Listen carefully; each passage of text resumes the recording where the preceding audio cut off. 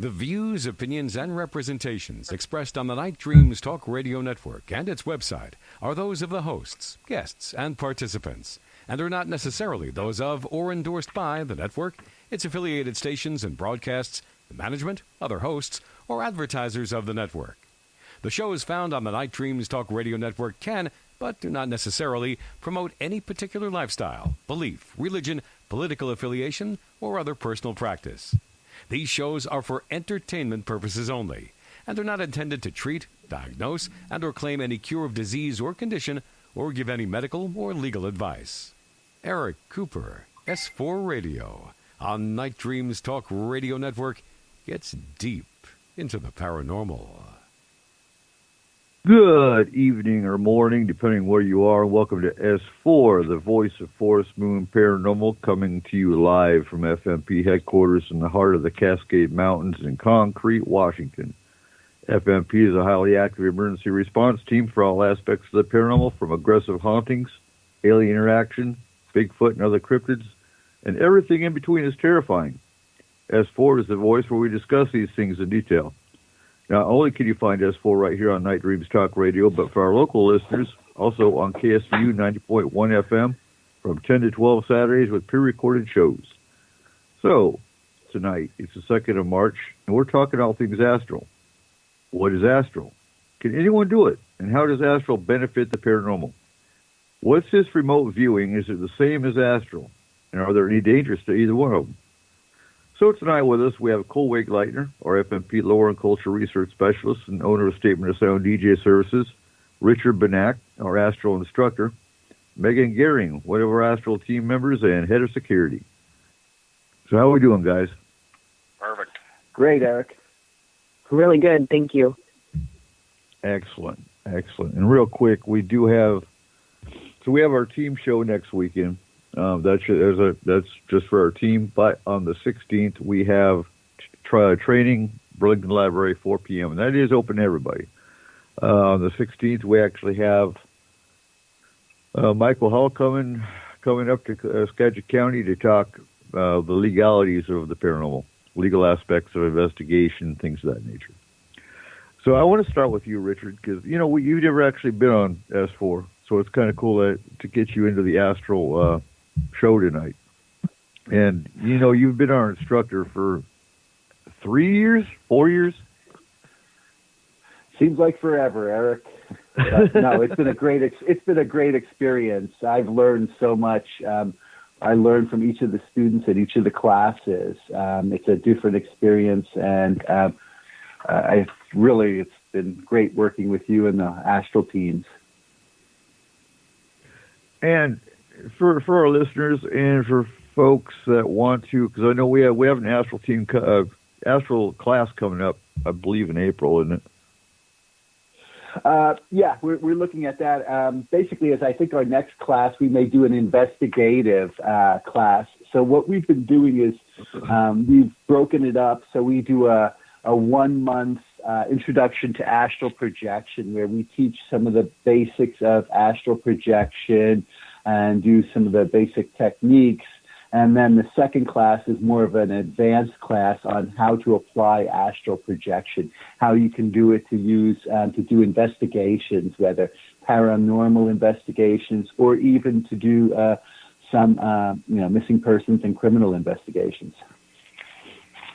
Outstanding. And I know we also have astral combat that you teach as well for the advanced students that are on the team. Exactly. A lot of it is learning to stay safe in the astral plane. There's a lot of, fears people have, some legitimate, some not so much. And so what we want to do is help people feel safe and be safe in the astral plane. So we do a lot of training, very similar to martial arts training, in how to kind of prepare for whatever comes along, both psychically and emotionally. Yeah, and it gets quite interesting, doesn't it, Megan? Oh, yeah. It's been interesting. So I think, Megan, you were in the last class, actually, weren't you? No, 2 classes ago. 2 classes ago. Yeah. Yep. Yeah. We've done so many classes. I'm trying to track. Yeah. Okay. And I know you benefited greatly. What was the biggest memory you've got of the class you were in? I like actually, I had a couple issues getting to astral because what I was used to was, I guess, unwillingly astral during my dreams. And once I joined FMP and realized, yes, that is a form of astral, then taking the class, going through the prep work to take the class, there's 4 lessons, correct? We ended up, having to do the pre-work, and then I had to listen to them multiple times to become familiar with it. But also that was something that I wasn't used to, was completely relaxing, I guess, while I was cognizant, coherent and awake.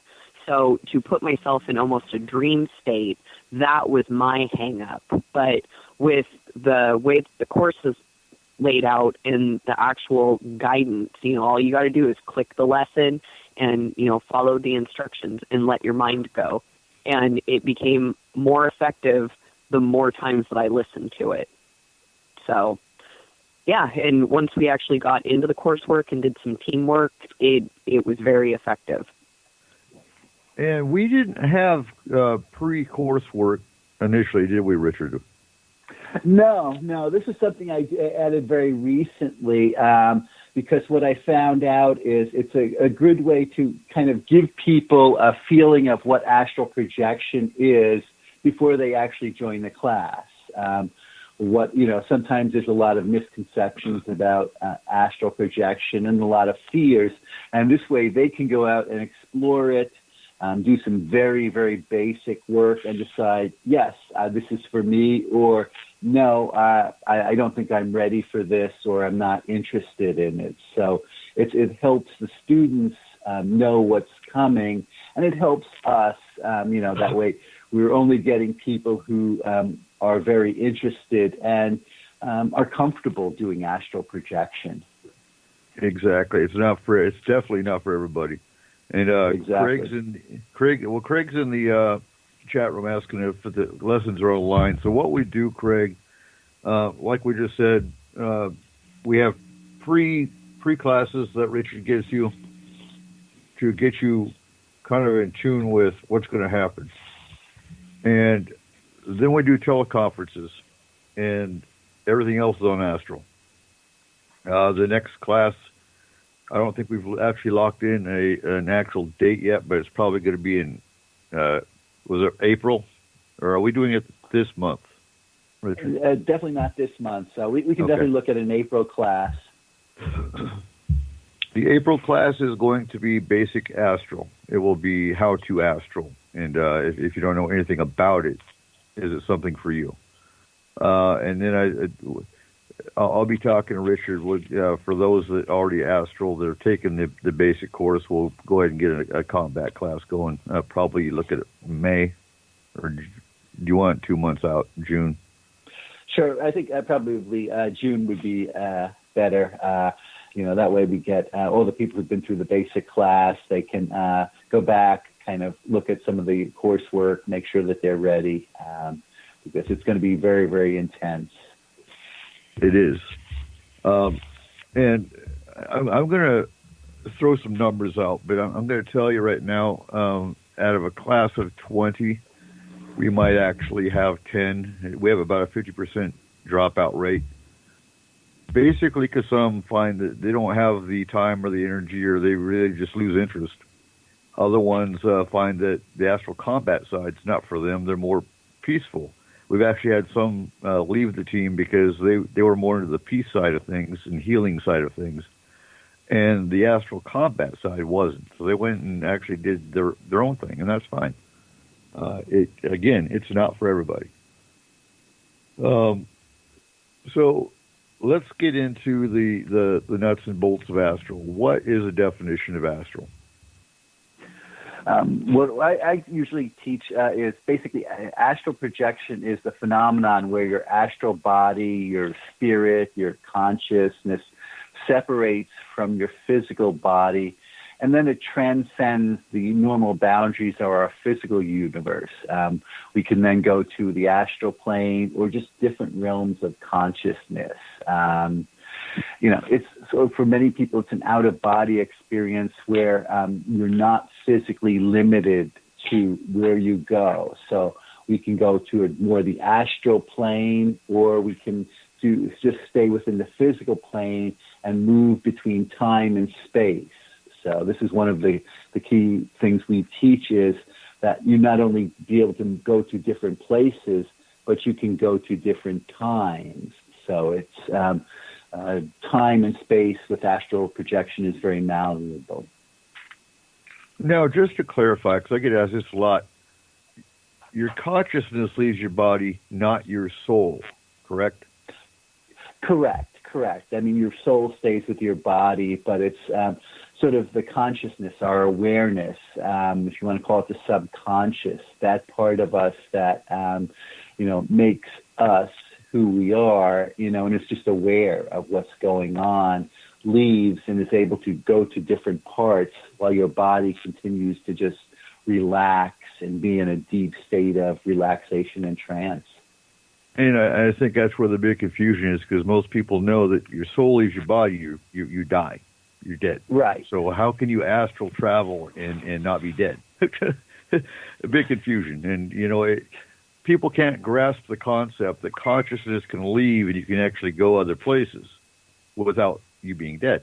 It's not your soul, it's your consciousness.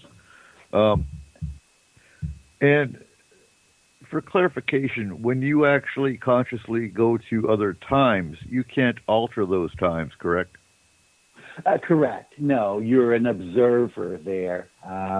So you can go back to different times. You can even do alternate realities, but you can't actually make changes. So it's just you're going there. You can observe, you can learn, but you can't make a change. What about within the spirit world there? Do you know what I mean? In what way? Can you interact with spirits? Yeah, so can you, let's say you go back to the 1800s and you go into a house, and you see a spirit there.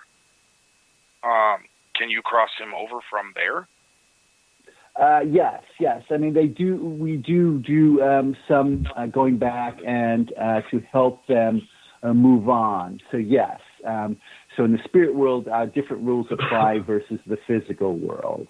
So yes, that's a common technique we use, and it's part of our training where we go back to a different time and place, maybe during a crisis or something like that, and then helping the spirits move on, sort of like a crisis intervention team in the past. And excellent question, Cole.